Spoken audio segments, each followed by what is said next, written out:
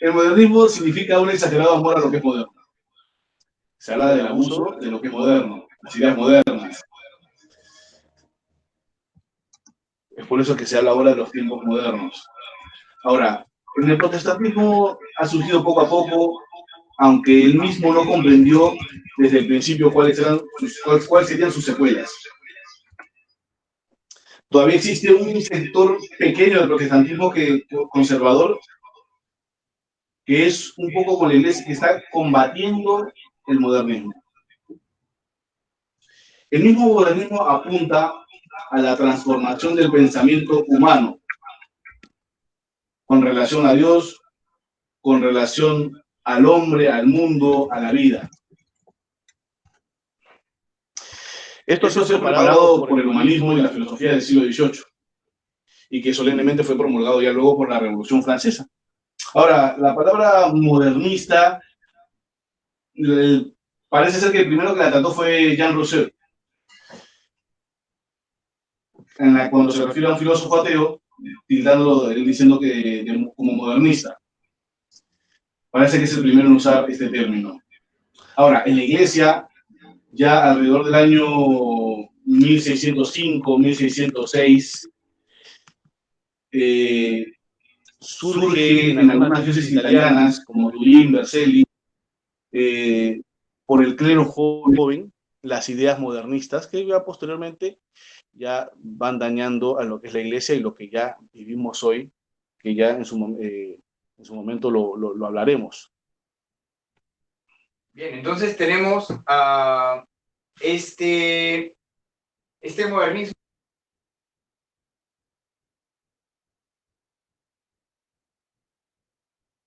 Tenemos pues un amor vicioso hacia lo moderno. Bien, entonces creo que está interesante ver cómo eso lo vivimos día a día. Más que todo nosotros, no digo que en el orden sacerdotal, en el orden monástico también suceda, pero entre nosotros los seglares también lo estamos viviendo. Me parece interesante empezar, pues, cómo es que este modernismo ha afectado la administración de los sacramentos, o quizá los sacramentos mismos. Entonces, padre, quisiera hacer la siguiente pregunta. ¿Cómo el modernismo ha afectado, por ejemplo, el bautismo? Ha afectado muchísimo, porque nosotros sabemos que fuera de la iglesia no hay salvación. Necesitamos bautizarnos para que se nos borre el pecado original y poder formar parte del cuerpo que es la iglesia. La iglesia que es de Cristo, la iglesia verdadera. Ahora, el pensamiento modernista dice que no es necesario, el bautismo no es necesario ya para la salvación. ¿Por qué? Porque todos se salvan. Bautizados o no, todos somos hijos de Dios. Dios nos quiere a todos por igual. Todos vamos al cielo. ¿Cuántos de los que nos están viendo desde sus hogares han escuchado este pensamiento? Que va contrario a los preceptos, a las normas, a los dogmas de la iglesia con respecto en contra de lo que dice el catecismo de la iglesia católica. Es un pensamiento no católico. Y este pensamiento no católico creo que está en todos lados. Padre, y con respecto a esto me hace acordar, por ejemplo, a la idea de infierno. Hoy, en muchos lugares, se niega que el infierno exista. Y curiosamente, en el credo lo decimos. Claro, es verdad. Ahora, se me viene a la cabeza de los últimos papas han hablado al respecto, que sobre todo Juan XXIII, que el gran Juan XXIII, y si no me equivoco, Benedicto XVI también lo repitió, lo dijo de otra forma, ¿no? Que el gran engaño del maligno, del demonio, es hacerle creer al hombre que no existe, pero sí actúa. El maligno actúa. Y hoy por hoy, en nuestras homilías, en las homilías en la iglesia, hoy por hoy, en las catequesis, en las diversas charlas, ponencias dentro de la iglesia, se habla poco del infierno, se habla poco de los novísimos, de la muerte, el juicio, el infierno, la gloria. O sea, se habla poco de las realidades celestes. Se habla poco del pecado. El pecado. Entonces el modernismo dice lo que dije hace un momento, ¿no? No es necesario el bautismo para la salvación. Igual todos somos hijos de Dios. Ya decir que todos somos hijos de Dios es una herejía, ¿no? ¿Por qué? Porque por el bautismo somos, dice la Sagrada Escritura, somos incorporados a Cristo. Formamos parte del cuerpo de Cristo, que es la iglesia. Y no somos hijos de Dios, somos hijos adoptivos de Dios, que es muy distinto. El único hijo de Dios es Jesús de Nazaret. Su único hijo, nuestro Señor. Nuestro Señor Jesucristo, verdadero Dios y verdadero hombre. Y ahora esto me hace pensar en lo siguiente, padre. Si tenemos que el bautismo ya no es necesario, o al parecer no es tan urgente para la salvación de las personas, para la incorporación del católico en el cuerpo místico de Cristo, ¿esto cómo afecta a la labor del sacerdote en buscar que las personas se bauticen? Afecta debido a la experiencia de mis 3 años de sacerdote y he estado un año como diácono, me he cruzado con no pocas personas que no toman la importancia debida al bautismo. He escuchado de gente que me dice, padre, yo soy muy católico, muy católica, voy a misa los domingos, y yo les pregunto, no voy a misa los domingos, voy a la procesión del Señor de los Milagros, de la Virgen del Carmen, soy muy devoto, ayudo a los pobres y muchas cosas más. Ayudo a los enfermos, a los ancianos, practico la sobre caridad y yo pregunto, ¿tienes hijos? Sí. ¿Qué edad tienen? 4, 5, 6, 7, 8, 10. ¿Y los has bautizado? No, ellos ya decidirán en su momento a qué iglesia quieren ir. Ese es el pensamiento moderno. Ellos ya en su momento decidirán si se hacen mormones, si se hacen evangélicos o luteranos o lo que sea, si se hacen musulmanes, ellos ya decidirán porque Dios nos ha dado la libertad. Es cierto que Dios nos ha dado la libertad, pero también es cierto que Dios te pedirá cuentas si es que le ha transmitido la fe a tus hijos. Si es que le has enseñado no solo las verdades reveladas, sino le has enseñado cómo vivir la vida cristiana, cómo vivir como católico ante el mundo de hoy, cómo caminar como peregrino hacia el cielo. Porque una de las obligaciones de los padres de familia es transmitir la fe y Dios les pedirá cuentas a los que son padres de familia. Como también nos pedirá cuentas a los sacerdotes si hemos tenido celo por las ovejas, si hemos tenido celo por la grey que Dios nos ha encomendado. Claro, y esto nos debería poner alertas, ¿no? Tenemos nosotros familia, tal vez, quizá, tenemos familia cuyos hijos no están siendo bautizados por diferentes razones. ¿Y cuántos de nosotros nos damos un tiempito para hacer una llamada y decir, oye, ¿has visto la alternativa del bautizo? Tal vez no, claro, hay que buscar la mejor manera, no se trata tampoco de ir y decir, oye, que el infierno, no, con tranquilidad. Es verdad, no hay que negar tampoco la realidad del infierno, pero también hay que usar un lenguaje, pues, vale, así como nosotros para lograr un objetivo usamos técnicas de marketing, por ejemplo, de igual manera para buscar el objetivo que un niño se bautice, ¿por qué no usar los mismos recursos? Si por cosas menores lo usamos, por cosas mayores, cuanto más. Y a esto viene otra cuestión que el padre muy bien lo ha detallado, que el modernismo también ha tocado este punto vital. Ya cuando crezcan, elegirán a qué iglesia pertenecer, si es que pertenece.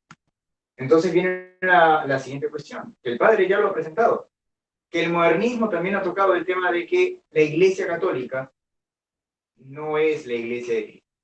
Ahora, todas las iglesias son las iglesias de Cristo. ¿Cierto, padre? Sí, eso sería equiparar a la Iglesia Católica a las demás religiones. Ahora, si acaso la Iglesia, es cierto, hablamos de la fe, que es religión, pero también no podemos negar que Ser cristiano, pertenecer a la iglesia, es a partir de acontecimientos históricos. Jesús de Nazaret nació en el año tal, murió en el año tal. Los acontecimientos históricos están en Tierra Santa. Están los acontecimientos históricos, están los escritos, está la Sagrada Escritura, que no es solo fe, sino también son acontecimientos históricos, o sea, es decir, sucesos que se han sucedido en determinada parte de la historia de la humanidad. No podemos alejar el Jesús de la fe del Jesús de la historia, porque es el mismo. Ahora, el pensamiento moderno diferencia. Dice, una cosa es el Jesús de la fe y una cosa es el Jesús de la historia. Es el mismo. O sea, rompe con la tradición, rompe con el magisterio, rompe incluso con la revelación. Entonces, si nosotros seguimos un pensamiento moderno en la iglesia, como pastores estaríamos llevando, arrastrando a muchas almas a la condenación. Claro, mismo Cristo lo dice, ¿no? Yo soy el camino, la verdad y la vida. No dice yo soy los caminos. Yo creo en la Santa Iglesia Católica. Me creo. Es así de simple. Creo que estaría además ya, aunque ya tocará el tema de por qué la iglesia es la única iglesia dada por Cristo. No hay más.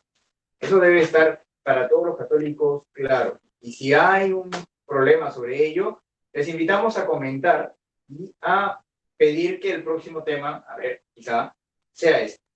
Muy bien, padre. Entonces, una vez abordado cómo el modernismo parece un tentáculo, un pulpo, cuyos tentáculos están agarrando diversas concepciones vitales para la salvación, veamos pues el siguiente.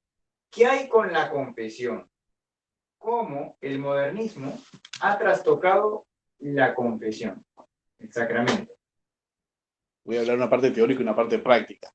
Vale. O sea, el sacramento de la penitencia tiene como finalidad alcanzar más allá de lo que nosotros podemos imaginar. Mucha gente dice, me confieso porque me siento bien, porque me quito un peso de encima. Pero no es solo eso. Es volver a la comunión con Dios, volver a la comunión con la iglesia. Es reconciliarnos con Él. Pues por eso que también es llamado sacramento de la penitencia, porque el sacerdote nos da una penitencia que tiene como fin, tiene un fin curativo. Entonces el modernismo, ¿qué nos dice el modernismo al respecto? Yo me confieso directamente con Dios. No necesito contarles mis pecados a un sacerdote, a un cura. En el modernismo quedan apañadas las celebraciones comunitarias, la absolución. El pensamiento modernista, el único que tiene poder para perdonarme es Dios. Entonces eso va en contra de lo que dice la Sagrada Escritura, que le dice Jesús a los apóstoles. ¿Qué le dice Jesús a los apóstoles? A quienes los perdone los pecados, les quedan perdonados. A quienes se los retengan, les quedan retenidos. Pero también Jesús les da la facultad de la función de atar y desatar. Y para que todas las personas que se unan a Cristo, a su iglesia, hasta el fin de los tiempos, tenemos esa posibilidad de ¿qué? De reconciliarnos con Dios. Entonces, ¿qué es lo que nos dice el modernismo? En realidad, para el modernista ya casi nada es pecado. Si yo me siento bien conmigo mismo, no tengo necesidad ni siquiera de confesarme. Si yo me siento bien conmigo mismo, ¿para qué voy a acercarme al sacerdote que es más pecador que yo? Y sí, probablemente soy más pecador que tú. Y de repente algún sacerdote también. Pero el estado de vida, la gracia del sacerdote, no depende del estado de gracia, no depende de la eficacia del sacramento.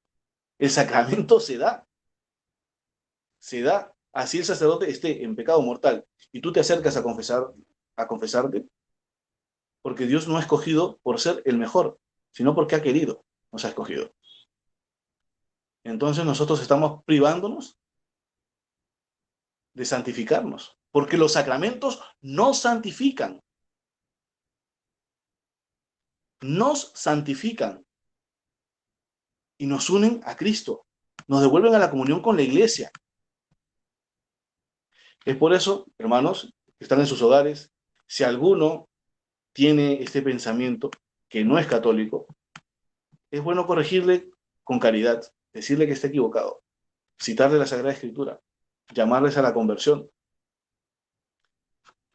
porque ese es un pensamiento que se ha impregnado en muchos católicos. Bien, y a esto se suma otro punto. Vemos cómo el modernismo ataca los sacramentos y desfiguran totalmente la fe. Dentro de esta desfiguración, de la desfiguración del sacramento de la confesión, o sacramento de la penitencia, como deseen llamarle, tenemos un punto que ha trastocado absolutamente todo acerca de ello. Y esto es que yo soy mi circunstancia. Yo sé que la filosofía aquí ha traído muchos problemas. El existencialismo ha tratado de ubicar cómo es que la existencia puede estar sin la esencia, ¿vale? Sí, o sea, ¿cómo puedo ser sin una determinación de mi ser? Aquí viene un problema bien interesante. Pues la solución que le han dado a esta aparente paradoja es o que solamente eres lo que en un punto determinado del tiempo.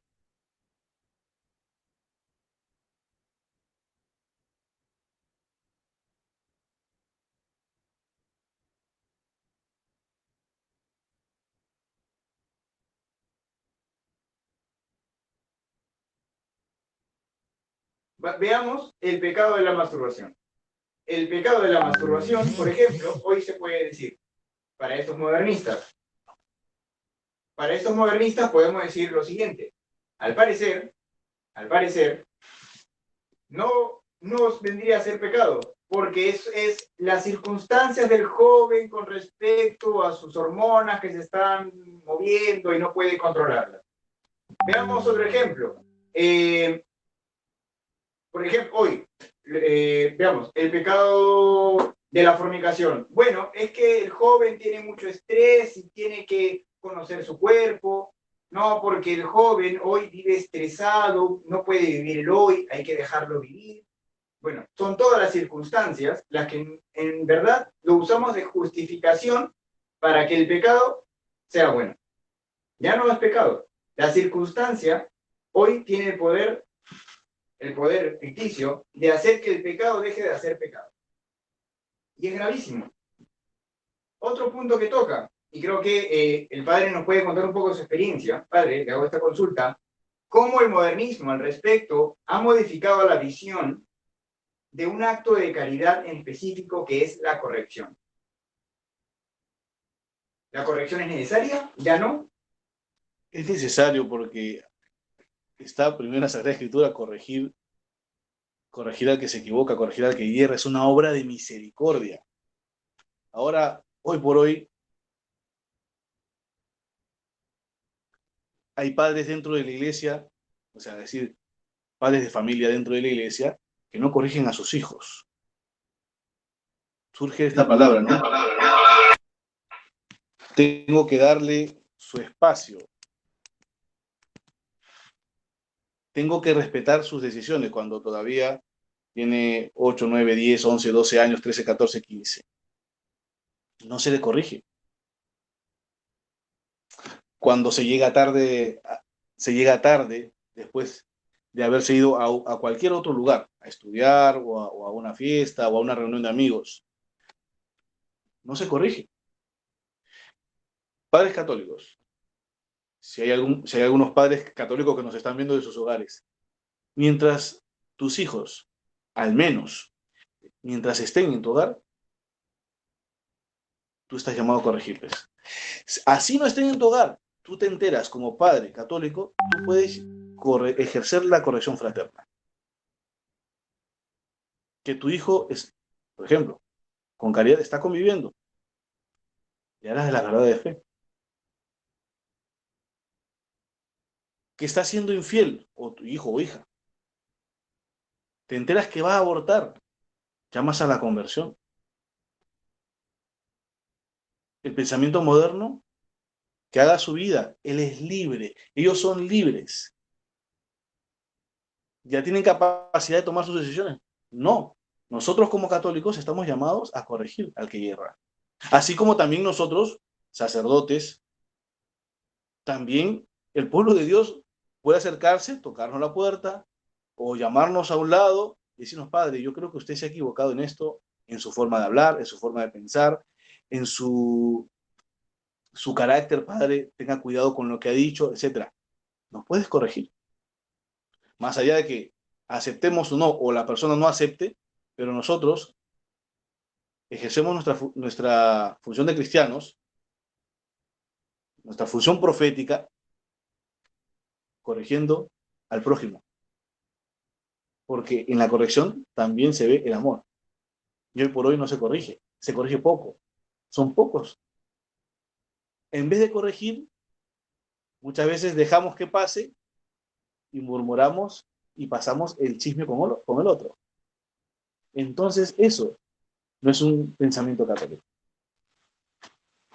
Bueno, y a este punto, así como los padres, así como los sacerdotes tienen allí un deber, una responsabilidad con el otro, es importante aquí ver un punto que quizá un poco más cercano a nosotros, que es la corrección entre amigos. Porque hoy parece que entre los amigos, pues el amigo está para comprender y apañar lo que hace el otro. Pero en verdad la amistad católica tiene siempre en vista, que aquí está el verdadero amor, tiene en vista la salvación del otro. Sin la salvación del otro, si no está como meta la salvación del otro, eso no es amistad. Si no está como meta la salvación del otro, no hay un verdadero amor allí. Entonces, aquí vienen unas cuestiones importantísimas. Aquí estoy seguro que todos los que nos están escuchando tienen amigos. Luego la consulta. ¿Tú sabes alguna situación de pecado en la que se encuentra y has podido corregir? ¿Tienes la intención siquiera de corregir? Porque si no, realmente los amigos están pasando el tiempo. Entonces, esto es vital para la vida cristiana. Un verdadero cristiano sabe corregir. Y hoy más que nunca, por ese tema del modernismo, se debe entrenar la corrección para no caer en un tipo de, entre comillas, fariseísmo o en otro estilo de satanizador. ¿Sí? Siempre la corrección tiene que ser fraterna, buscar el mejor método para la corrección. Bien, ya que hemos tocado estos temas, padre, el siguiente punto, y es un poco más delicado porque es el sacramento central. ¿Cómo el modernismo ha tocado la Eucaristía? ¿Qué decide de la Eucaristía? Para el pensamiento moderno, no pasa nada si no vas a misa. Es por eso que las misas son aburridas. Siempre lo mismo. Es por eso que hay que innovar, hay que hacer cosas nuevas. Y si hacemos cosas, hay que renovarnos, hay que renovar la liturgia con bailes, con canciones, con batería, etcétera. Y si nosotros nos fijamos en los misales, no dice nada al respecto. Puedo comulgar de la manera que a mí me dé la gana. Ah, si yo quiero comulgo con la boca, si yo quiero comulgo con la mano. Yo he visto en algún lugar que no una persona, sino varias personas querían coger, porque ya estaban acostumbrados a coger con su mano del copón y comulgar. O sea, con tal de que yo me sienta bien y me sienta que participo, porque participar, a veces pensamos que es hacer cosas, ¿no? Si llevo la limosna, si leo, si no leo, si llevo las ofrendas, etcétera. Entonces, si estás a gusto con tu conciencia, pues ya está. Si eres adúltero, lujurioso, corrupto, asesino, pero si no tienes, si para ti estás bien con tu conciencia, acércate a comulgar. Si eres el pensamiento moderno, si eres divorciado, si eres separado y te has vuelto a casar, has sido casado por la iglesia y estás conviviendo con otra persona, no pasa nada. Comulga. Igual Dios es bueno y te perdonará en el último día de tu vida. Y esto no estoy hablando nada soltado de los pelos. Eso lo vemos en ciertos países en Europa. Y también ya llegó a Latinoamérica. Entonces, pero esto va en contra de lo que Jesús mismo lo dice. Aquel que esté en pecado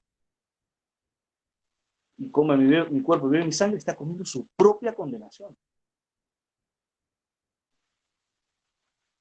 En la misa modernista, el protagonista no es Cristo, es el cura.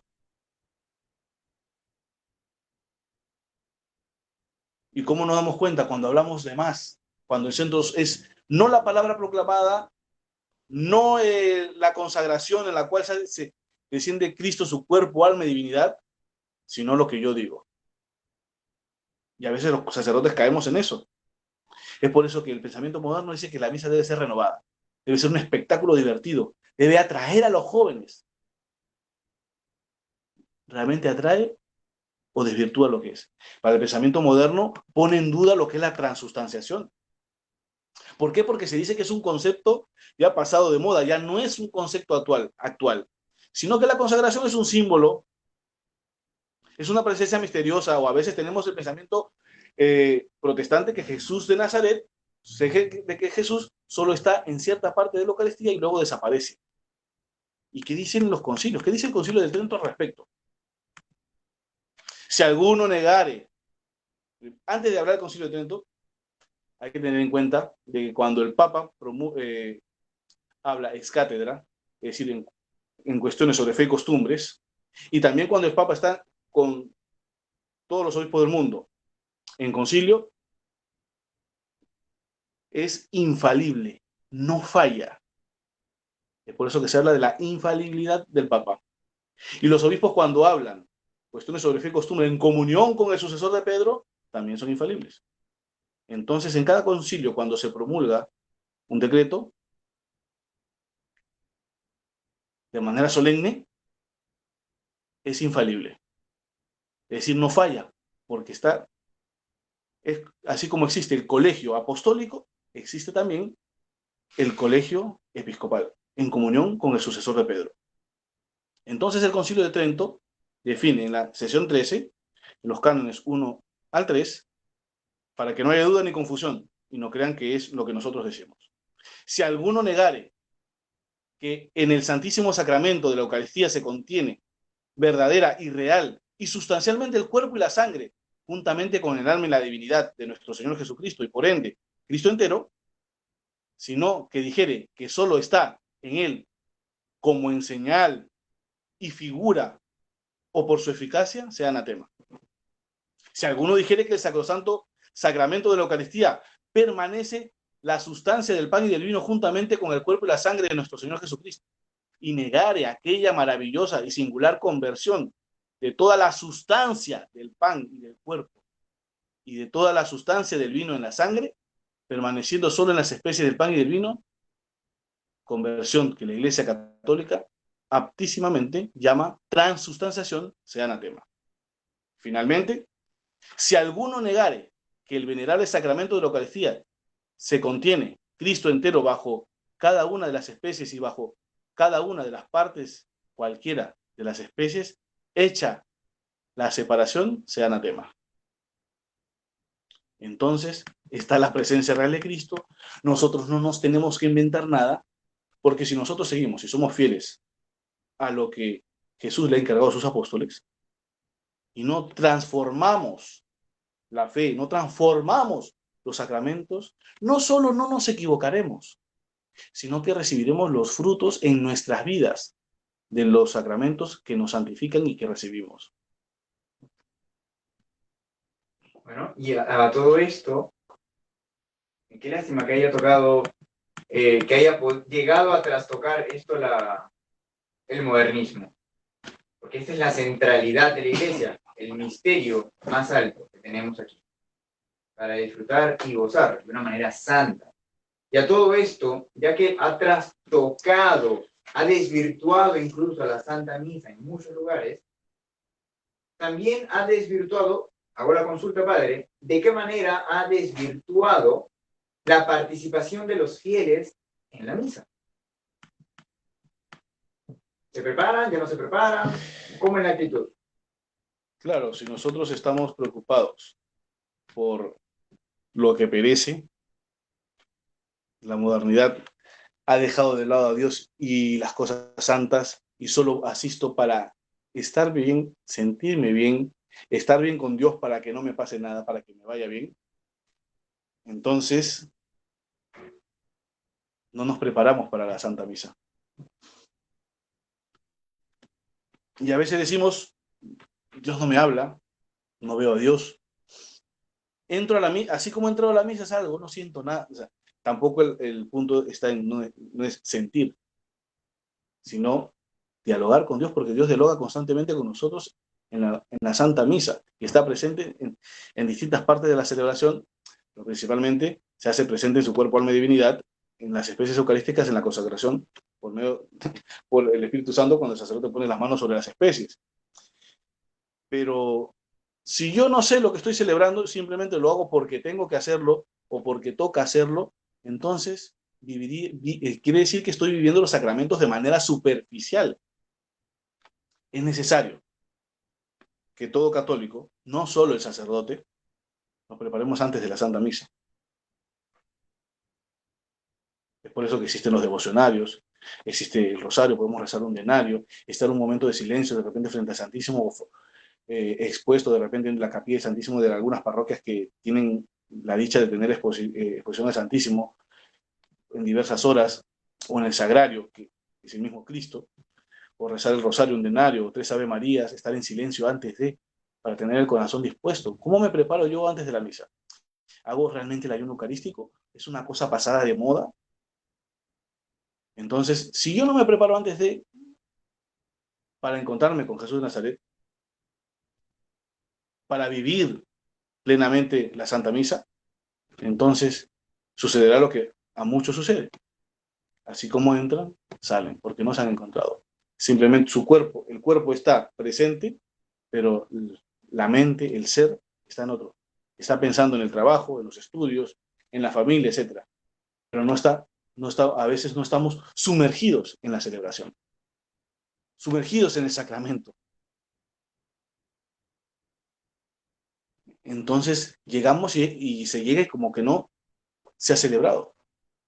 Por eso que hay una oración que a muchos sacerdotes nos ayuda. No sé cuánto tiempo tiene la celebración, pero esta oración, que puede ayudarnos y le podemos cambiar un par de las palabras. Sacerdote de Cristo, celebra esta Santa Misa como si fuera la primera, como si fuera la última, como si fuera la única. Amén. A veces nosotros podemos caer en la rutina, pero ya esta oración nos lleva a recordar la primera misa, con cuánta, no solo emoción, con cuánto cariño, con cuánto amor celebramos la primera misa. Con cuánto cariño, amor, ustedes tienen uso, no sé si cuando la primera vez que fueron a una misa, o cuando recibieron la primera comunión, que sea con esa alegría, con esos nervios, con ese amor, con esa devoción, con unción, con respeto. ¿Cómo vamos vestidos también a la Santa Misa? Eso dice mucho.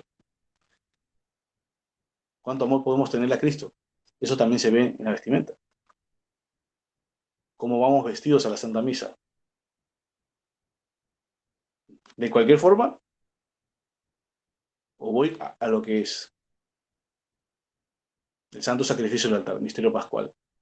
Voy a celebrar mi salvación. Es cierto que yo puedo ser un pecador y el peor pecador. Podemos ser los peores pecadores. Pero también es cierto de que Jesús de Nazaret siempre nos espera con los brazos abiertos.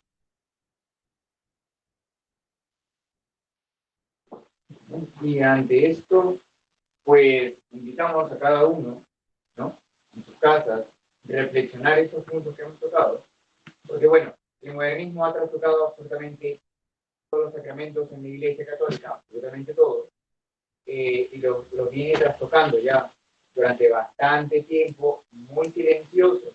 Pero no solo se ha quedado ahí, también se ha quedado en el orden temporal, en la política.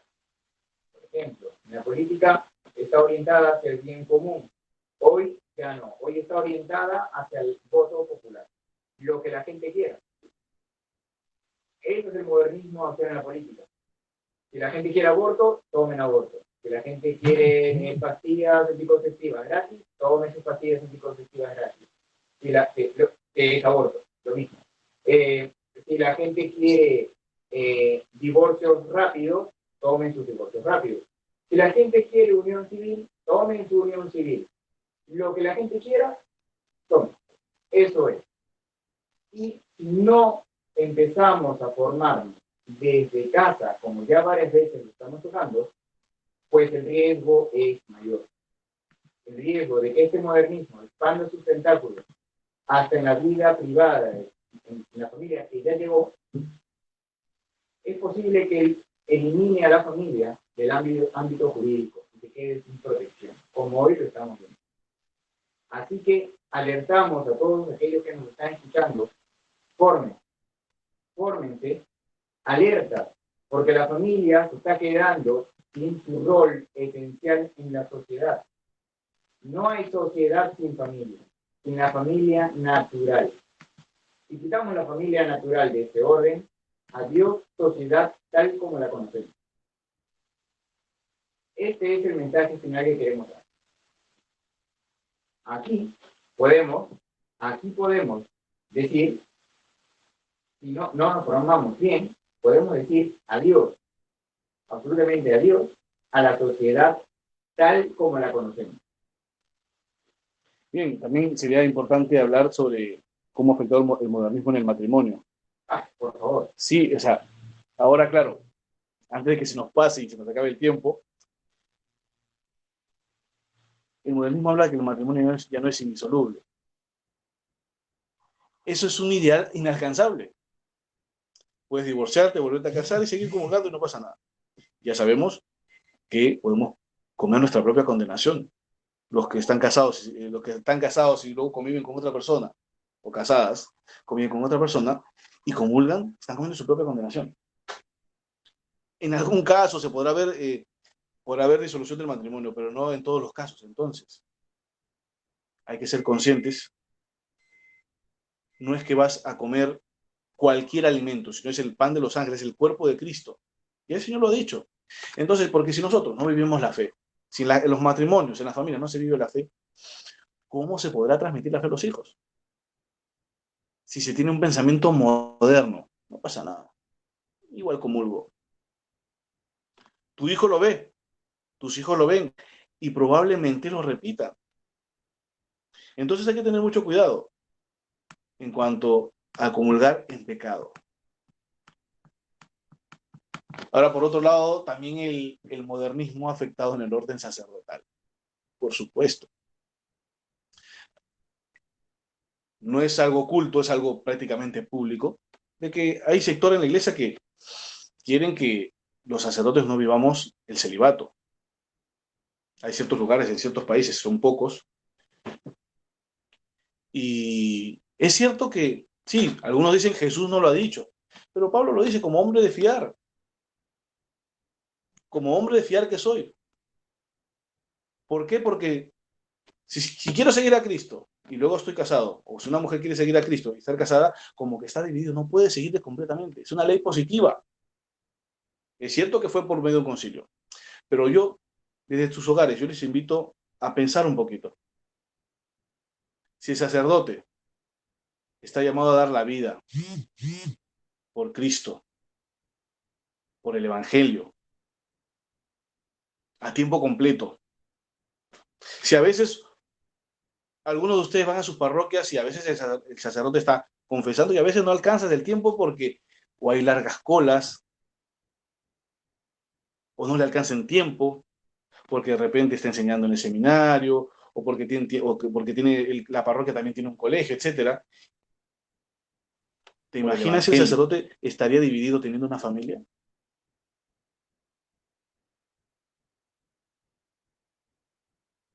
¿Te imaginas?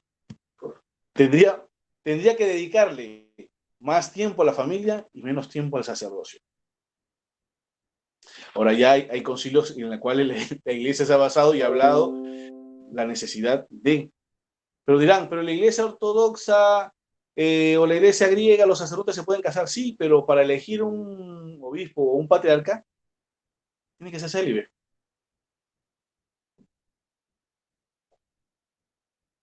Entonces, tan en contra no está. Ahora, también el pensamiento moderno nos ha afectado a nosotros los sacerdotes, ¿sí? El derecho canónico dice que el traje del sacerdote es el traje talar. Y muchas veces se escucha de que es un traje para curas antiguos. Y prácticamente en muchos seminarios se forman que tienes que vestirte con el traje, camisa clerical, con la clerma. Puedes usar negra, blanca, algunos usan hasta rosada, etc. Pero al menos, el negro, porque significa muerto al mundo. El usar la sotana significa muerto al mundo y vivo para Cristo, la resurrección del blanco. Ahora, tanto nos hemos modernizado que si yo voy a Inglaterra, los anglicanos se visten de la misma manera. Si de repente vas a Estados Unidos o a alguna iglesia protestante, una de las más serias, entre comillas, se visten de la misma manera, con camisa y clerma, los pastores. Entonces nos hemos modernizado. No hay diferencia. Ya, si no me equivoco, Pío X decía que sacerdote vestido con sotana, con el traje talar, es como ver a Cristo en la tierra. La forma de hablar, la teología, la hemos modernizado, la hemos ablandado. A veces seguimos cualquier interpretación de cualquier teólogo y no realmente lo que dice la iglesia y su tradición, de los santos padres de la iglesia, que hablan de manera muy sencilla sobre los sacramentos, sobre las verdades de fe, sobre la moral, y seguimos cualquier viento de doctrina. Y lo peor de todo es que si no seguimos la tradición del magisterio, la Sagrada Escritura, estaremos llevando a la condenación a las almas. Finalmente quiero citar algunas citas bíblicas, quiero tocar algunas citas bíblicas para que vea que no son inventos nuestros, ni que somos un seglar, un laico chapado a la antigua y un sacerdote ultra ortodoxo, sino que son cosas que están en la Sagrada Escritura. Efesios 4, capítulo 4, versículo 14. Para que ya no seamos niños, sacudidos por las olas y llevados de aquí para allá por todo viento de doctrina, por la astucia de los hombres, por las artimañas engañosas del error. Primera epístola a Timoteo. Esta comisión te confío, hijo Timoteo, conforme a las profecías que antes se hicieron en cuanto a ti, al fin de que por ellas pelees la buena batalla, guardando la fe y una buena conciencia que algunos han rechazado y naufragaron en lo que toca a la fe. Ahí están Himeneo y Alejandro, a quienes he entregado a Satanás para que aprendan a no blasfemar. O sea, no son cosas del Concilio de Trento, son cosas que están en la Sagrada Escritura. Porque mismo la carta a Tito, capítulo 1, versículos 10-11. Porque hay muchos rebeldes, habladores y vanos engañadores, especialmente los de la circuncisión, a quienes es preciso tapar la boca porque están trastornando familias enteras, enseñando por ganancias deshonestas cosas que no deben. Y así puedo hablar toda la noche. No os dejéis, Hebreos, capítulo 13, y termino con esta. Versículo 9. No os dejéis llevar por doctrinas diversas y extrañas. Porque hoy ya vemos clérigos que hablamos con doctrinas diversas y extrañas al evangelio, a la tradición y al magisterio. Dice en la carta a los Hebreos, porque buena cosa es para el corazón el ser fortalecido por la gracia, no con alimentos de los que no recibieron beneficio los que de ellos se ocupaban. Entonces, hermanos, a mí, queridos amigos, católicos, busquemos la verdad. La verdad está en la iglesia, pero para eso es necesario ser fieles a lo que Jesucristo ha transmitido. Y Jesucristo le ha dado la llave del reino a Pedro, entonces nosotros tenemos que ser fieles a lo que Jesucristo ha transmitido y lo que se ha transmitido a través de todos estos siglos, estos más de 2000 años. Bien. Bueno, a todo esto, gracias, padre. Vamos a leer unos comentarios y unas preguntas para ver cómo los podemos responder. Dice Jorge Luis Huambachano Flores, saludos. Dice, preguntaba, ¿cómo identificar si algo es modernista o no? Por ejemplo, vamos a ver este ejemplo. Jesús no condenó a una mujer adúltera, comía con pecadores. El mismo Concilio Vaticano exhorta a la unidad de los cristianos de diferentes confesiones. El Papa ha dicho que los homosexuales tienen derecho a vivir en familia. Ojo, no a formar una familia. ¿Cómo separamos estos elementos? Bueno, yo acá veo varios puntos. Número uno, no condenó a la mujer adúltera, ¿cierto? Pero le pidió no seguir pecando. La llamó a la conversión. Tal cual. Es cierto, claro. Por ejemplo, yo tengo mis pecados, pero Dios me llama en su amor infinito a que los tenga. Ya está. Ahora, con todo esto, vamos a ver el segundo punto que toca. El Concilio Vaticano exhorta a la unidad de los cristianos diferentes, de diferentes confesiones. Pues claro, a la unidad, ¿dónde? Ahí está el punto.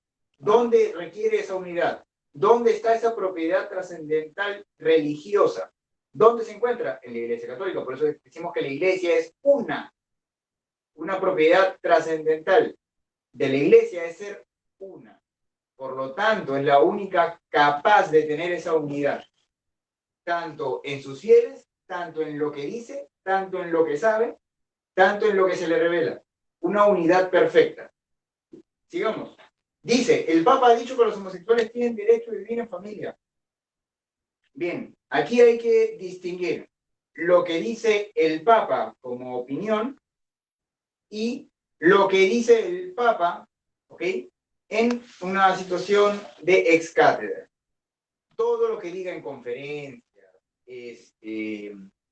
entrevistas, ¿qué más? Documentales para la revista Life, National Geographic, Discovery Channel, History Channel, para todos los programas que ustedes quieran. Todo lo que diga allí, no necesariamente es correcto. Y es por eso les invitamos a ver el programa que le dedicamos a la obediencia. De todas maneras, será interesante volver a repasar el tema de la obediencia. Sí. Punto central. Por último, a ver, también nos dice, bien, ¿cómo separamos estos elementos? Como ya lo hemos visto, pues claro, hay que distinguir aquí, ya que habla de separar, hay que distinguir entre un homosexual y un pro LGTB, Y, Z, alfa y omega. El primero, el homosexual, pues ¿qué problema tiene con acercarse a Dios si vive su castidad?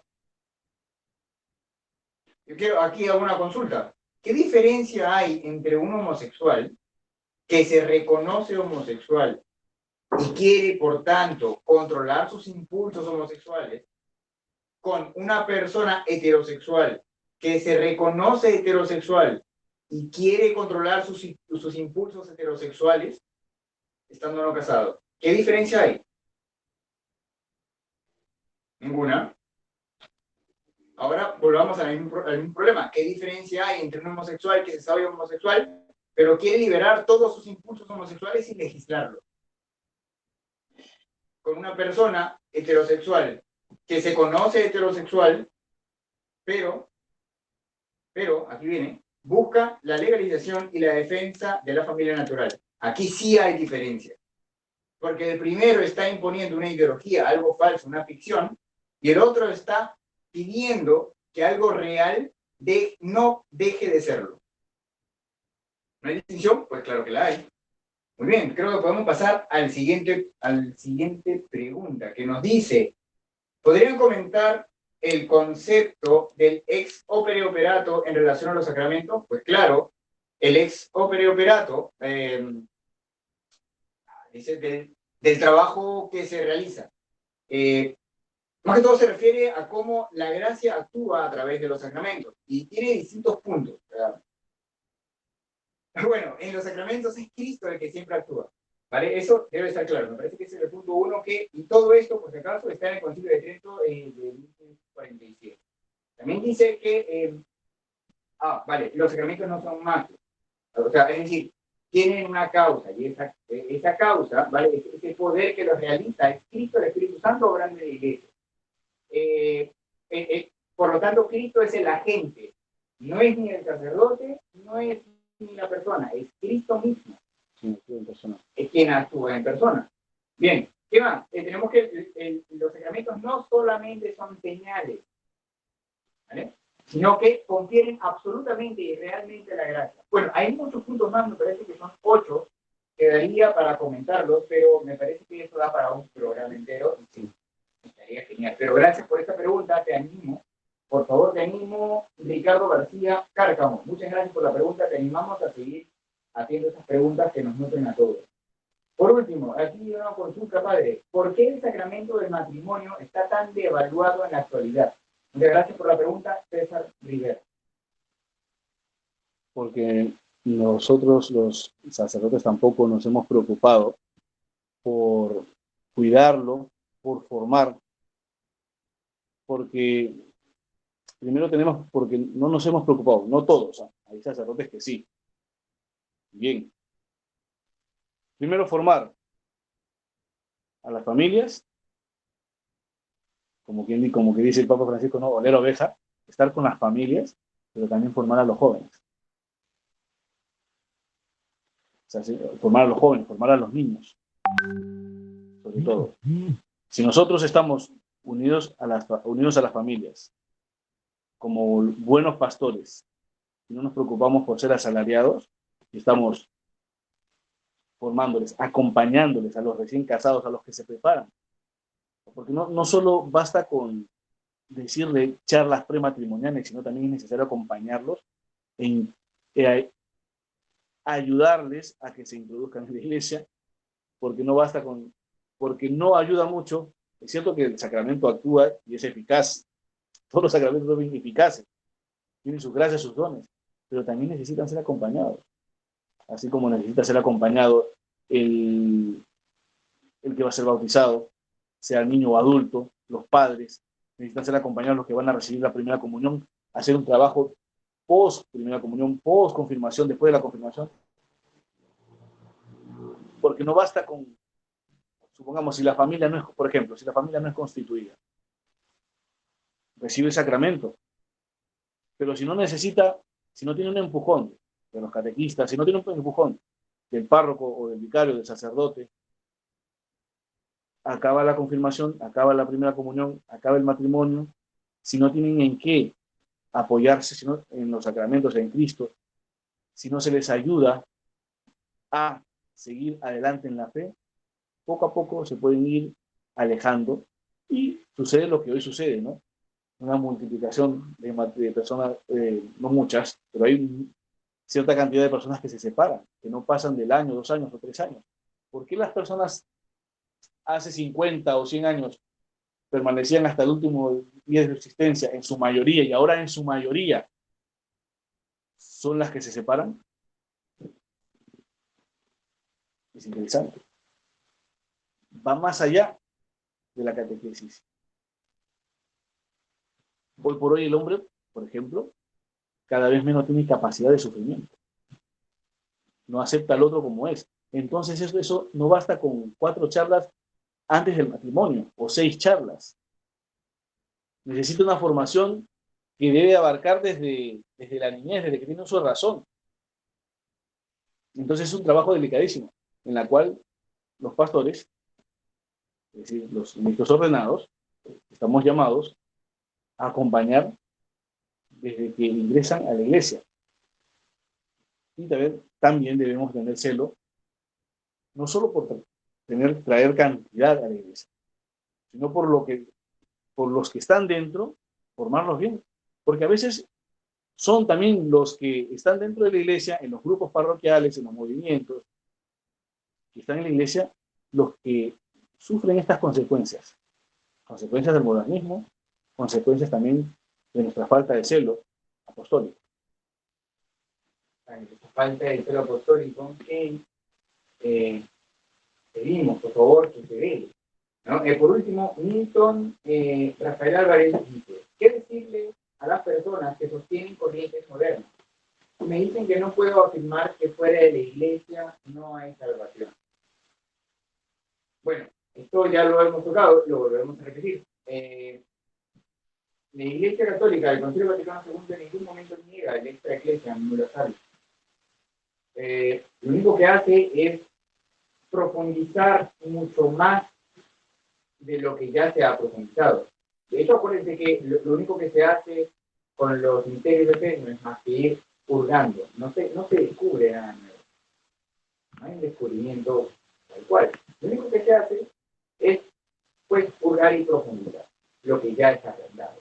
Así que lo que tendríamos que plantear es lo siguiente.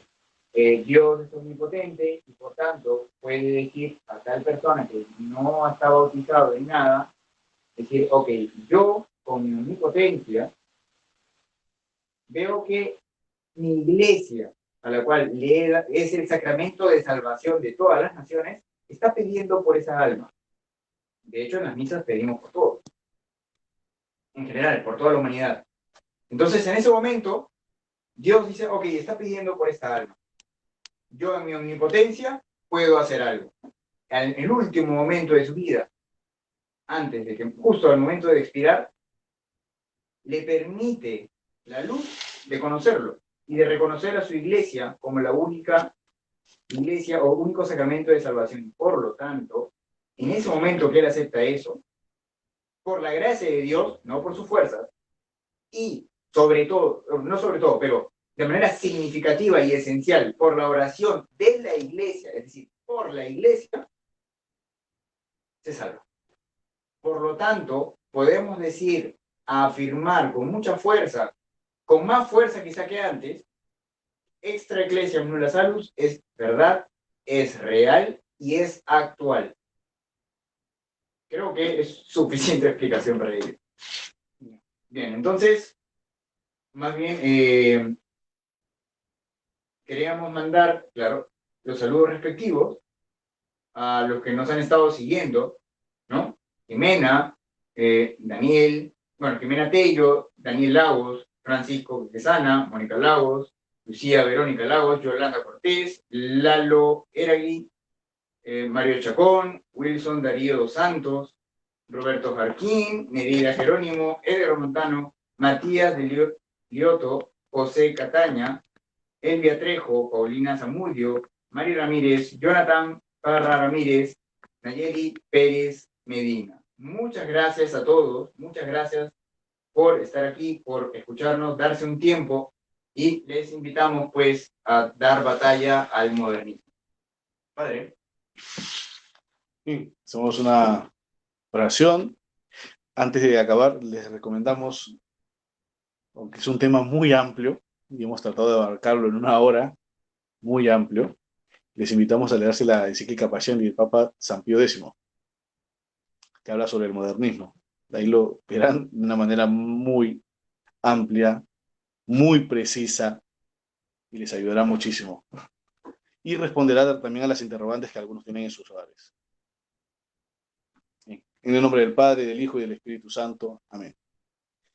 Dios te salve María, llena eres de gracia, el Señor es contigo. Bendita tú eres entre todas las mujeres y bendito es el fruto de tu vientre, Jesús. Santa María, Madre de Dios, ruega por nosotros pecadores, ahora y en la hora de nuestra muerte. Amén. En el nombre del Padre, del Hijo y del Espíritu Santo. Amén. Que tengan un buen domingo. Cuídense. Gracias.